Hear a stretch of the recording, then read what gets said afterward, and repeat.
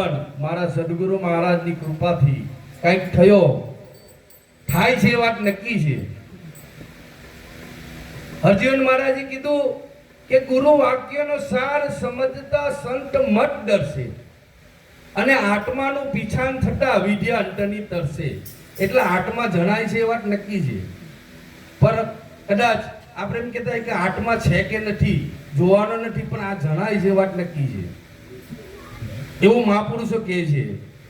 એટલે પણ આત્મા કેવી રીતે જણાય એનું પ્રમાણ અર્જુન મહારાજે આપ્યું. પરમાત્માને જોયો એટલે કે હાથે જલાવ્યા અને આંખે દેખાડ્યા, પણ નામ ટણા નિશાનથી રે. આપણે નામ છોડીને જો આગળ જઈએ તો આપણા હાથમાં કશું આવે એવું નથી. કારણ હમણાં જ મહારાજે કીધું કે મરચું દેખાય એવું નથી, કારણ કે એ રૂપને જોઈ છે અને રૂપ એ માયાનો વિષય છે. આપણી દ્રષ્ટિમાં જેટલો આવે છે એટલી માયા છે. અને એ ગુરુ મહારાજ આપણને વિવેક કરીને સમજાવ્યું છે કે ગો ગો ચર્મ ને જહાં લગે જાય સોઈ સબ માયા જાનો હું ભાઈ. પણ મહારાજ હમણાં જ કીધું કે હંસા બ્રહ્મ રૂપ પારે બ્રહ્માંડ ને, તો આ માયા ક્યાં ગઈ? જો આવું પ્રમાણ આપ્યું હોય તો માયા ક્યાં ગઈ? એટલે ખરેખર મહાપુરુષો જે ભૂમિકાએ કંઈક વાત કરી છે એ ભૂમિકા આપણે પકડવી જરૂરી છે. ભૂમિકા છોડીને આપણે ઉપર જઈએ તોય તકલીફ છે અને નીચે જઈએ તોય તકલીફ છે. આ મહાપુરુષો કહે છે કે આ કોઈ શરીરનો નથી, આ વચનની વાતો છે અને મહાપુરુષોનો દેહ એ વચનનો છે. આપણે વચન પર જ્યારે ઉભા રહ્યા વોહી નર બડા, જો ગુરુ વચન પર ખરા. પ્રભાત મહારાજ કહે છે કારણ કે આ દેહ પ્રાણથી ટકેલો છે અને એ પ્રાણ જ્યારે તન મન ને ધન અર્પણ કરે પછી એ પ્રાણ મુકાઈ જાય છે. અને મહાપુરુષે કહે છે કે આ ગુરુનો દેશ કેવો છે કે પિંડ અને બ્રહ્માંડથી પર છે ગુરુજી, એનો બતાવું તને દેશ. તો આ પિંડ પડી જાય છે. એટલે નિરાંતપણાએ કીધું છે કે નામ નગર નવખંડમાં અને આ નિરાંત છે નિર્ગુણ દેશ, અને એ દેશના આપણે વાસી છીએ અને પાછા શરીરે આવીએ છીએ. તો આપણે વાતો જે ભૂમિકા પકડાઈ છે એ ભૂમિકાને પકડીને આપણે ચાલવી પડે કે આ ભૂમિકા આપણે કઈ ભૂમિકાએ છે. અને પાછા નીચે આવીએ તો દેહમાં આવીએ છીએ અને દેહ આવે એટલે એમાં જીવમુખ આવે છે, માયામુખ આવે છે. પણ ગુરુ મહારાજે જીવમુખ માયામુખ આ બધા કાઢી નાખ્યા છે, મનમુખી, અને એક ગુરુમુખ આપ્યું છે. એટલે એ ગુરુમુખ એ જ સમજણની લોચન, જેમણે વાત કરી મહારાજે કે સમજણ આપી, જ્ઞાન ચક્ષુ આપી, અને એ જ્ઞાનથી મને ગોવિંદ મળ્યા, ગુરુ જ્ઞાન મળ્યા છે એનું પ્રમાણ આપ્યું છે કે ગુરુ અને ગોવિંદ, કે ગોવિંદ મને મળ્યા, હું ગોવિંદ, અને સદગુરુનું પદ ઉપર છે. એટલે કીધું કે ગુરુ ગોવિંદ દોનો ખરે કાકુ લાગુ પાય, બલિહારી ગુરુ આપની મને ગોવિંદીઓ બતાય. ગીતામાં અર્જુનને ભગવાન કહે છે, ગીતામાં અર્જુનને ભગવાન કહે છે. એટલે અર્જુન એ ભગવાનનું રૂપ છે અને કૃષ્ણ એ સદગુરુનું સ્વરૂપ છે. એટલે કીધું કે ગીતામાં અર્જુનને ભગવાન કહે છે. આ ગુરુ મહારાજ અને શિષ્યનો અવિનાશી યોગ છે. એટલે કીધું કે હે અર્જુન, આ યોગ મેં પૂર્વે સૂર્યને કહ્યો હતો, સૂર્યએ મનુને કીધો, મનુએ ઈશ્વકાનો કીધો, ઈશ્વકે વ્યવસાયને કીધો, અને આજે એ જ હું તને કહું છું. અને એ જ યોગ આપણને ગુરુ મહારાજે બતાવ્યો છે, આ વિનાશી યોગ. અમારા વિનમ્ર મહારાજે એ અવિનાશી યોગ, રામભાઈ મહારાજે એ પ્રગટ કર્યું પુસ્તક અવિનાશી યોગ. પણ એ અવિનાશીને જાણ્યા પછી એમણે એક પદ કીધું કે ગરજ રાખી કરીએ ગુરુજીની સેવા રે, આ ભાવ તમારો ફરશે હશે જેવારે, આ ભાવ વિનાની ભક્તિ તે ભવાઈ જાણો રે.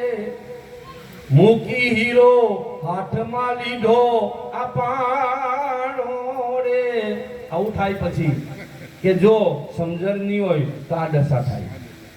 એટલે આપણે વિરમરામ બાપા કહે છે કે આ ગરજ રાખી કરીએ ગુરુજીની સેવા, અને સેવા કરે તો જ આ મેવા મરે છે. કારણ કે એવું નથી કે આ નથી સમજાતું.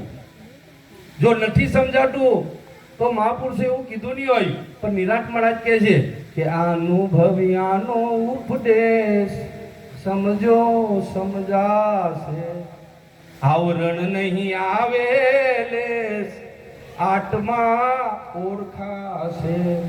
આ દેહ રહિત દર્શ્યમાં આવે, જેમ પ્રતિબિંબ પાણી મારે. આ દ્રષ્ટાંત એક લીધું છે, જેમ યરનું દ્રષ્ટાંત લીધું છે. અહીંયા જવાની જરૂર નથી, થાય કે નહીં થાય એને જરૂર નથી. મહાપુરુષે એક દ્રષ્ટાંત લીધું છે. એમ પશુ કી પનિયા બને છે નરકા કચ્છું હોય, નર એસી કરણી કરે તો નરકા નારાયણ હોય. એટલે મહાપુરુષે કીધું છે કે આ દેહ રહિત દર્શ્યમાં આવે, જેમ પ્રતિબિંબ પાણી મારે. આ બિંબ બાજ પણ પરખ પાણીએ, એમ દર્શે વાણી માય સમજો સમજાશે. આ અનુભવ્યાનો ઉપદેશ સમજો સમજાશે, આવરણ નહીં આવે લેશ, આત્મા ઓળખાશે. નિરાંત મહારાજે સિક્કો મારી દીધો છે કે ઓળખાશે, નક્કી થશે. નિર્ણય આવે અટકરે તો સૌ કોઈ કહે છે, પણ નિરાંત નિશ્ચય કરીને કહે છે. આ નિશ્ચય વગરની વાતો નથી, અનુમાનની નથી. અનુમાન કા અસરા છોડ દે બાળકા, उलट गटकर अपना जी, अपने आप में ताकीद कर दे, छोड़ दे मन की कल्पना जी. बिन जाने जो नाम जपे वो तो रेन का सपना जी.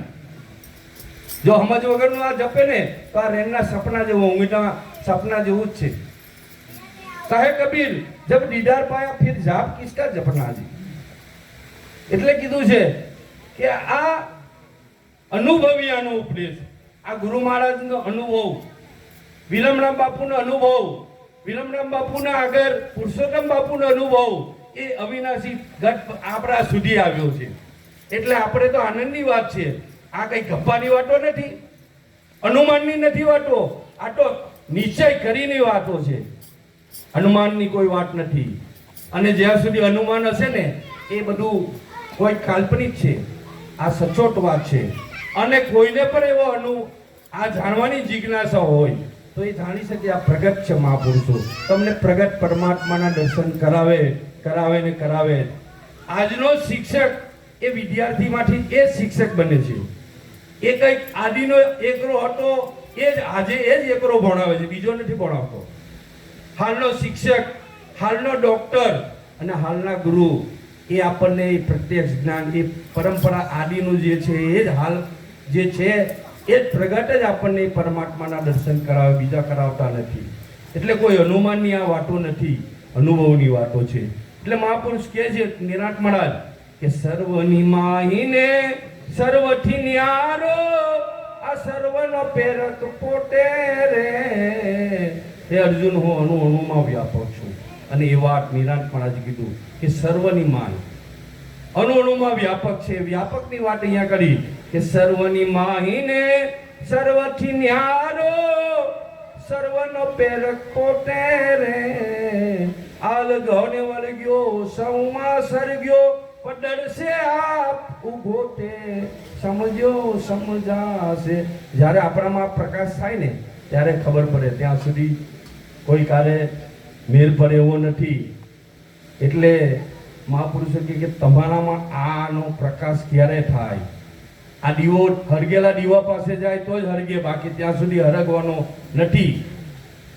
એટલે કીધું કે આગળ મહાપુરુષ કહે છે નિરાંત મહારાજ કે બોલે તે બોલ્યામાં નહીં, આ દર્શી નહીં દર્શ્યામાં રે. ચાલે તે ચાલ્યામાં નહીં, આ પરસી નહીં પરસ્યામાં સમજો સમજાશે. આ અનુભવ્યાનો ઉપદેશ સમજો સમજાશે. આવરણ નહીં આવે લેશ, આત્મા ઓળખાશે. તન તેનું તે ટોટન નાહી એ અનુભવને આશે રે. આ તન એનું છે પણ એનાથી એ જુદો છે. આ મારું કેનાર છે પણ મારાથી એ જુદો છે. એટલે કીધું ઘર એમનું છે પણ એ ઘર એ નથી. કે તન તેનું એટલે આ શરીર અને એનો શંકરાચાર્ય મહારાજે વિવેક કર્યો કે આત્મા અને અનાત્મા આ બોલે શાશ્વત છે અને અંદર આ જે દેખાઈ રહ્યું છે એ નાશવંત છે. એટલે નિરાંત મહારાજ હમણાં વાત કરી તેમ કે નાશવંતનો નેરો મૂકી આ સંત શરણાગત રહીએ. આ મૂર્ખના માન્યામાં ન આવે, આપણ માને તેને કહીએ. અને પછી કીધું કે મન સમજાવે તે નર મોટા. આ સમજવા મન જાય છે એટલે કીધું આનું પ્રમાણ આપ્યું કે વીરા મારા મોમોક્ષને શબ્દ બાર માગે. આ મનમાં જ્યારે મોમોક્ષતા આવે ને ત્યારે એ સદગુરુના ચરણે જાય છે. અને એ મન જ્યારે શુદ્ધ થાય ત્યારે જ એ પરમાત્માના સ્વરૂપને પામે છે. એટલે કીધું નિરાંત મહારાજે કે તારા ઠેકાણે તું હરીને ઠેરાવને એવું સમજે તો માં સુખ થાય. આ બીજો રે નથી બોલતો. આ મન તું અલગુ ક્યાં ફરાય. આ બીજો રે નથી બોલતો. તારા ઓઠે હરીને નથી દેખતો. આ કુંડર ઓઠે જેમ કનક ડંકાય. આ બીજો રે નથી બોલતો. આ ભ્રાંતિ જે પડી છે પણ ગુરુ મહારાજે એને દૂર કરી અને પોતાના સ્વરૂપને પ્રાપ્તિ કરાવી છે. એટલે નિરાંત મહારાજે છેલ્લે કીધું કે ભાઈ આ તન તેનું તે તન નાહી એ અનુભવને આશરે. નિરાંત કહે જીવન મુક્ત છે, આ બંધન સર્વે જાશે. આ જે બંધન જે પડેલું છે ને એ બંધન ગુરુ મહારાજનું જ્યારે આ સચ્ચિદાનંદ સ્વરૂપ જો નક્કી થાય ને તો આ બંધનમાંથી જે કાંઈક આપણે મનમાં પડેલી ગાંઠ છે એ છૂટી જાય. मन का संशय मन में परिया. आ तन छूटे कहाँ जावे. आड अंत मन मन की जाने तब मन मुक्त कहावे. सोई गुरु मन की याद लखावे. आ मन ભૂલું પડેલું છે એને પાછું ગુરુ મહારાજ યાદ કરાવે તો કે તો આ બધું જાય એવું છે. એટલે મહાપુરુષ કે આ મન કા સંશય मन में परिया तन छूटे कहाँ जावे. आड अंत मन मन की जाने मन मन की जाने तब मन मुक्त कहावे. કારણ કે આ બધું પડેલું છે મનમાં અને ઓપરેશન ગુરુ મહારાજ મનનું જ કરે છે, બીજા કશાનું કરતું નથી. આત્મા તો છે એમને એમ જ છે. એ આવ્યો નથી ને ગયો બી નથી, જન્મ્યો નથી ને મળ્યો બી નથી. કારણ કે એમનું મહારાજ પહેલા વાત કરી હતી કે બાળકા તીર્થમાં બાણ માર્યું કૃષ્ણને અને કૃષ્ણનું મૃત્યુ થયું, કોઈ કાર્ય થાય નહીં. કેમ કે પાછું પ્રમાણ આપ્યું એમણે કે આત્મા જો એમને લાગતો હોય તો કે એમણે વાત કરી બીજા અધ્યાયનું કે નૈનમ છેદંતી શસ્ત્રાણી નૈનમ દહતી પાવકમ. આ આત્માને શસ્ત્ર છેદી શકતું નથી, અગ્નિ બાળી શકતું નથી, પાણી પીલરી શકતું નથી, પવનને સૂકવી શકતું નથી. એવો અજર અમર અખંડ અવિનાશી આત્મા હું છું. પણ આ હુંનો કેનાર કોણ? દેહ છે કે એમાં રહેનારો છે. અને એટલા માટે કીધું કે આ હુંનું સાચું સ્વરૂપ છું. આ હું કર્યું પણ એ હુંને દેહ માન્યો છે. એટલે આ ભ્રાંતિ પડી છે અને ગુરુ મહારાજ એ ભ્રાંતિમાંથી મુક્ત કરાવે છે. એટલે આજનો આ અવસર આવા મહાપુરુષોને આપણને ખરેખર દર્શન કરી હું પણ પાવન થયો. આવા જ્ઞાની પુરુષોના આપણા આટલો જ્ઞાનનો અખાડો અમારો. કારણ કે આ અખાડાની અંદર અમારા મુબારક બાપુ થયા અને એ મુબારક બાપુના ખોળે બેસીને મને આ કંઈક પ્રાપ્ત થયું અને એમની ખૂબ બલિહારી કે આવું કંઈક સમજાવ્યું થોડું કે જેથી કરીને આપ સંતોની આગળ આ પ્રસાદી રજૂ થઈ. એટલે આ મહાપુરુષોના દર્શન મને કરવાનો લાભ મળ્યો. એટલે મહાપુરુષો કહે છે આ સત્સંગનો લાભ એટલો બધો છે કે માટ મિલે પુની તાટ મિલે સુટ ભાટ મિલે યુવતી સુખ દાય. આપણને સારી માતા મળી જાય, કદાચ સારા પુણ્ય હોય તો સારા પિતા મળી જાય, પુણ્ય પ્રતાપથી આવું કુટુંબ મળી જાય એવું કહે છે કે માટ મિલે પુની ટાટ મિલે સૂટ ભાટ મિલે યુવતી સુખદાઈ. તમને સારી પત્ની પણ મળે, સારા ભાઈઓ પણ મળે. રાજ મિલે ગજ વાજ મિલે સબ સાજ મિલે મનવાંછિત પાઈ. કદાચ આપણે નરેન્દ્ર મોદી સાહેબ જેવાને જો એમ કે હું છાની વેચતા વેચતા હું રાજા બની ગયા. આજે આપણે આટલા 133 કરોડ ને ઉપર એમનું રાજ છે. કદાચ એવું રાજ બની જાય તો એ ભૂતપૂર્વ થાય. 10 વર્ષ 15 વર્ષ પછી એ પાછા ભૂતપૂર્વ વડાપ્રધાન થશે.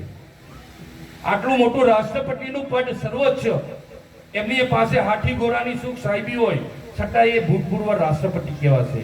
આ પદ ચલાયમાન છે, અવિચર નથી. પણ આ જે પદ છે અવિચર છે, આ અવિચર પદ છે.